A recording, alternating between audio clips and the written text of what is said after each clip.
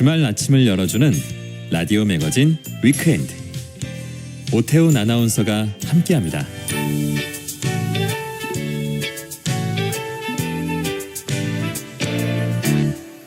네, 일상에서 발견하는 실용 인문학 이야기를 나눠보겠습니다. 생활 속의 인문학 저자 이효건 작가 나오셨습니다. 어서 오세요. 네, 안녕하세요. 어떤 이야기 해볼까요? 오늘은 시련이라는 주제로 이야기할까 합니다. 네. 시련이란 겪기 어려운 단련이나 고비를 뜻하죠. 근데 이제 사람들은 흔히 세상사를 시련에 빗대어 표현하는 경우가 있습니다.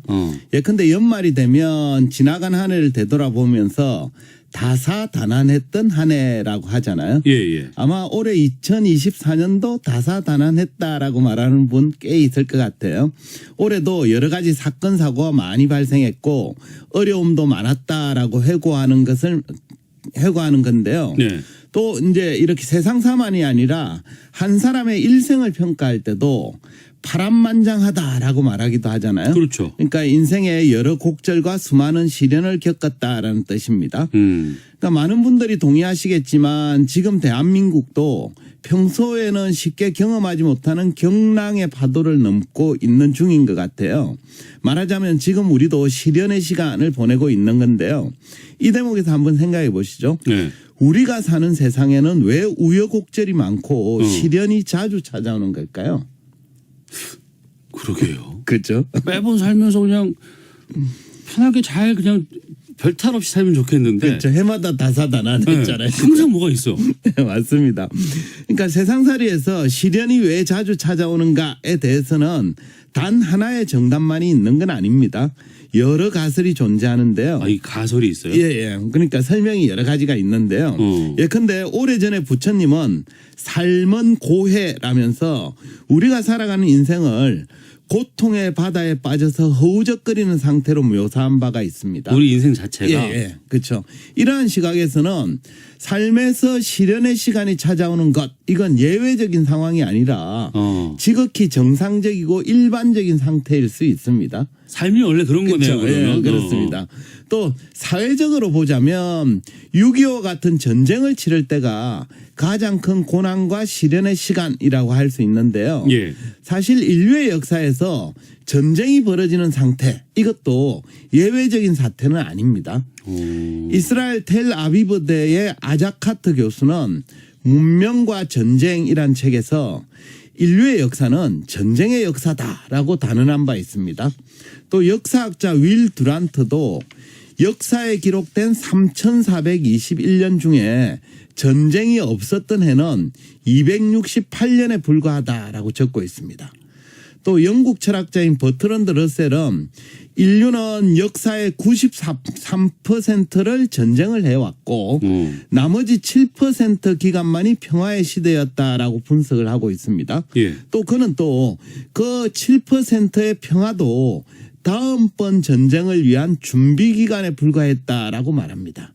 그러니까 이처럼 인류의 역사에서도 아무런 우여곡절 없이 평화로운 시기는 극히 일부분에 불과했고 대부분은 전쟁과 같은 시련과 고난의 기간으로 채워져 있다라고 볼 수 있습니다. 그러니까 전쟁이 예외적인 게 아니었네요. 네, 그죠. 일반적인 상황이었죠. 그래서 시련이 닥치더라도 왜 나에게만 이런 시련이 찾아오는가 하면서 슬퍼하거나 노여워할 필요가 없겠습니다. 중요한 건 시련이 찾아오는가 아닌가가 아니라 시련의 고비를 얼마나 잘 넘기는가 하는 점이 아닐까 싶습니다. 그러니까 우리가 살면서 고난과 시련을 만나는 것은 대체로 개개인의 잘못 때문이 아닙니다.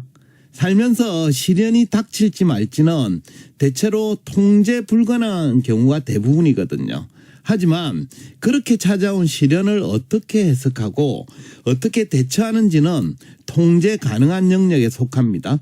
따라서 시련이 찾아오더라도 슬기롭게 잘 대처하면 별다른 문제 없이 넘어갈 수도 있습니다. 말은 그렇게 할 수 있는데. 예, 그렇죠.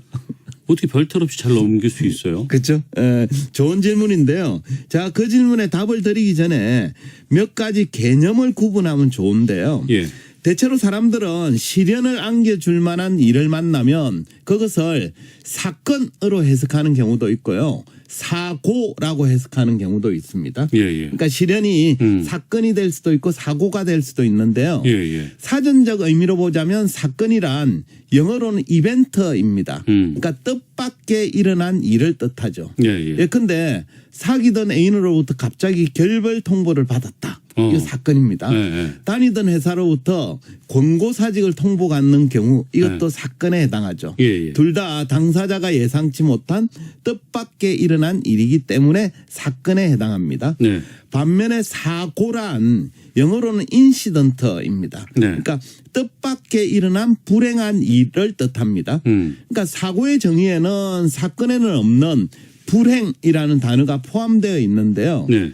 그러니까 요컨대 사건과 사고는 뜻밖의 어떤 일이 일어났다라는 점에서는 비슷합니다. 네. 하지만 그 일이 불행으로 이어지느냐 아니냐에는 차이가 있죠. 그러니까 사고는 불행을 불러오는 뜻밖의 일입니다. 예. 하지만 사건은 아직 불행인지 아닌지가 결정되지 않은 상태를 뜻하죠.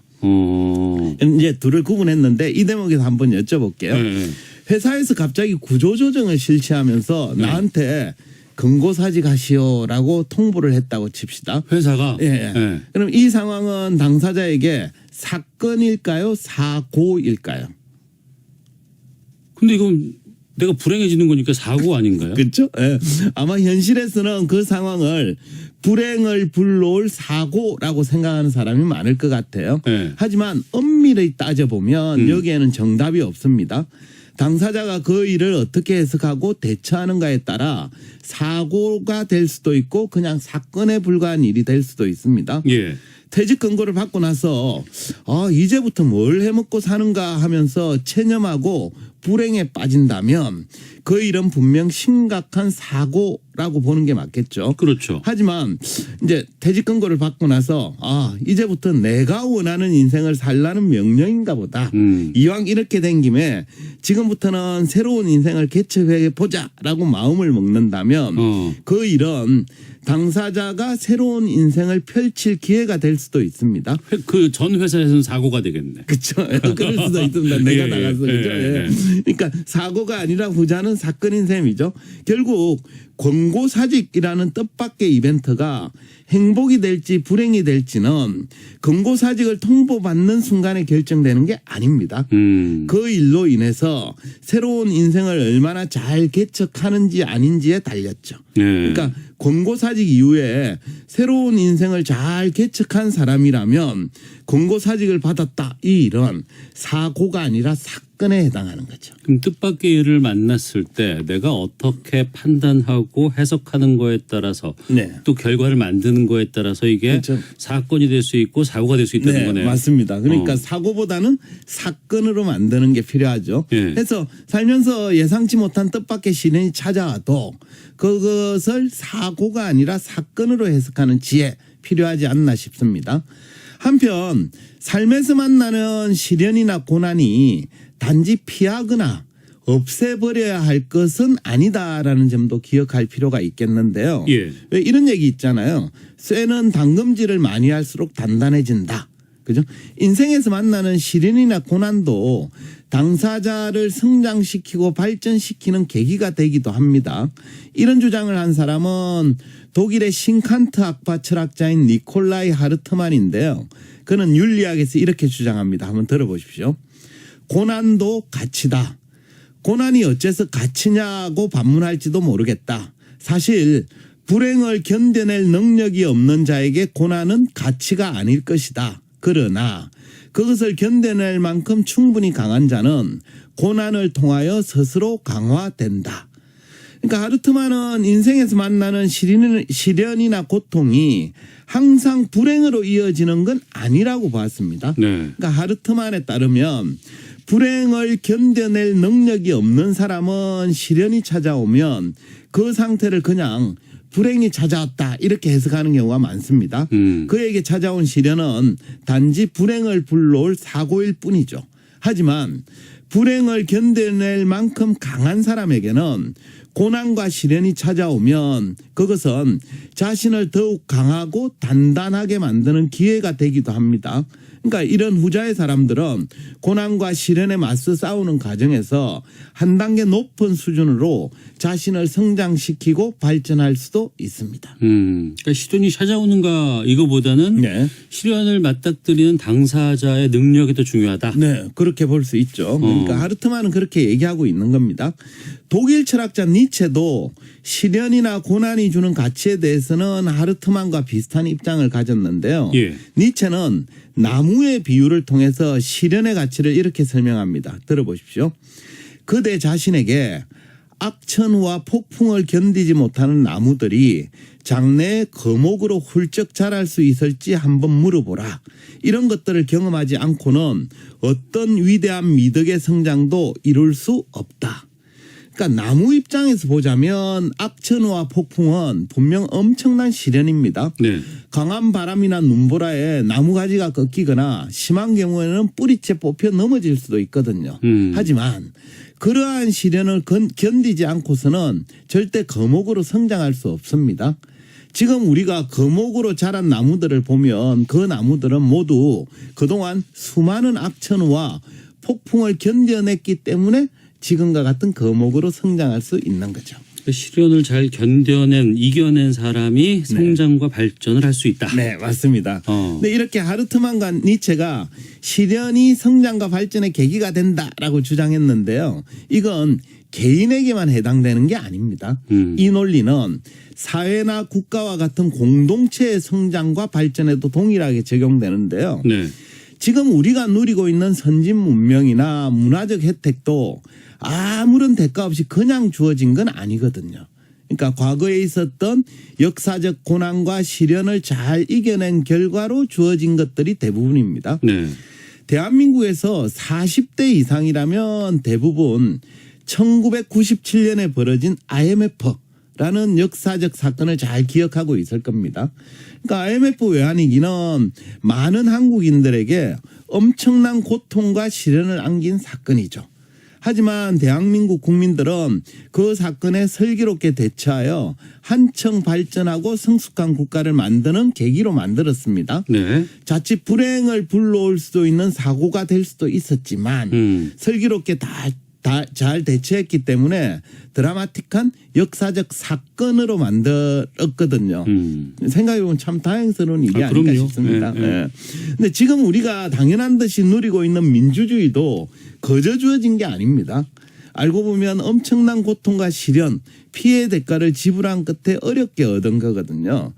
지금 우리가 누리는 자유의 공기는 대한민국 현대사에서 벌어진 엄청난 시련의 시간들을 슬기롭게 잘 넘겼기에 누릴 수 있는 것입니다. 네.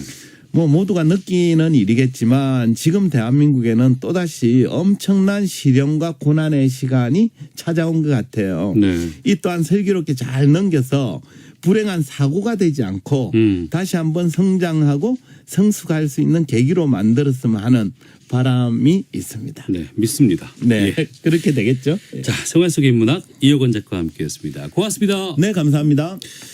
라디오 매주 위크엔드 마치겠습니다. 오태훈이었습니다. 고맙습니다.